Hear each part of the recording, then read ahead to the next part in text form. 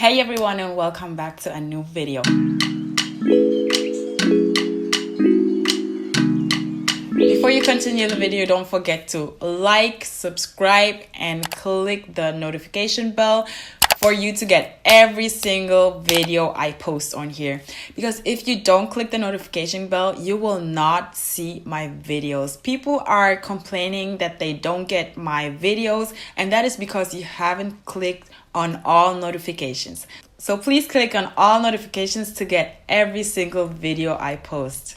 Since I don't have a regular uploading schedule yet, it is very advisable for you to click on that bell so you know when I actually upload a video, because you might not click on it and then miss my videos. And that happens to a lot of you guys. You miss my videos because you are not getting notified by YouTube.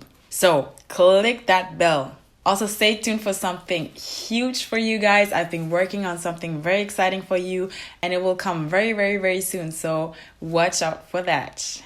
I want to get right into the topic of this video, and it is fluency. What does fluency mean? What is fluency? This is something I've wanted to talk about for the longest, because fluency is discussed in so many different ways amongst language learners. Fluency can have a different definition according to the person. And that is why I wanted to come on here and just give my personal definition and what I think fluency is. So if you want to know, then definitely keep on watching. All right, let's define fluency. Let's get the proper definition, dictionary definition of fluency. According to dictionary.com, fluency is described as being able to write and read quickly or easily in a given language. That means you can write and read in the language without hesitation. The word fluent comes from Latin, which means to flow. So your communication is flowing. So fluent means basically just to flow. Your conversation is fluent. Your speech is flowing. And that is what I wanted to talk about here. So fluent meaning flowing. In that sense, anybody could have their personal definition of being fluent, because you could have a proper expertise where you're fluent in, where your speech, where your knowledge, your communication just flows, and in others it doesn't. So someone who's, for example, learning business English in a special field, let's say marketing, their speech, their knowledge and communication will be fluent in this field, but they could perhaps not be that fluent in just normal conversational English, like let's say meeting friends at the bar. So it really depends. So for me personally, I wouldn't describe a person like that as being fluent. For me, being fluent means being fluent all round in mostly any kind of topic. Like right now, I could talk in the languages I'm fluent in about almost any topic. And if I have no idea about the topic we're talking about, me and my language partner, I will have means to describe or ask what they're talking about. So if you're not fluent, that is mostly the difficult point here, because you don't know how to ask your way around, or you don't know synonyms for asking specific things. You don't know how to describe things. So that is basically where you get stuck, and that is where the hesitation comes from in the end. So if you're fluent, it doesn't mean necessarily that you know it all, but you just know how to ask your way around things, how to ask your way to get the information you need. So if someone is talking to me about a specific topic and I have no idea what they're talking about, or if someone is telling me something and there is a word I don't know, I will know how to ask without hesitation in the language. I will know how to ask, what does this mean? Like, describe it to me. And once I describe it, I will understand. So that is basically fluent. But fluent does not mean you know it all. I am fluent in 5 languages, but it doesn't mean that I know everything. Like, I know all the vocabulary and words that are out there. Like I always say, not even native speakers do. So I am a native speaker in German, but I don't know every German word that is out there. Like, someone could mention a word that I honestly don't know. If we're talking about a specific topic, I have no clue of. There might be words coming up that I don't know. So I will have to ask, what does this mean? And that is my definition of fluency. So I never define fluency as being able to completely know everything in a given language, but I always define fluency as just being able to communicate without hesitation. Like, I don't have to know it all, but I can ask my way, like, to know it, to know and get to know more information. So that always was fluency to me, and that still is fluency to me. So with that said, I never had a pressure to reach fluency in any language. Like, not one language I'm speaking, I had pressure, or I gave myself pressure to reach fluency.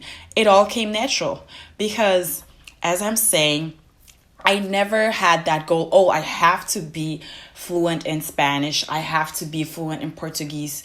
Like, it came natural because fluency to me just meant being able to communicate, and the rest just comes later. Like, the rest, like you expanding your vocabulary, getting to know more and more words and how and expressions, how you say things, that comes automatically and naturally on your way to fluency. So basically, when people ask me at what point did you become fluent, it's kind of complicated to answer that because fluency does not step in at one point.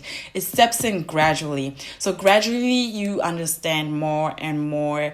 You naturally gain more vocabulary, and you know how to expand the vocabulary you already gained to get more. So the best way to describe it is to describe synonyms.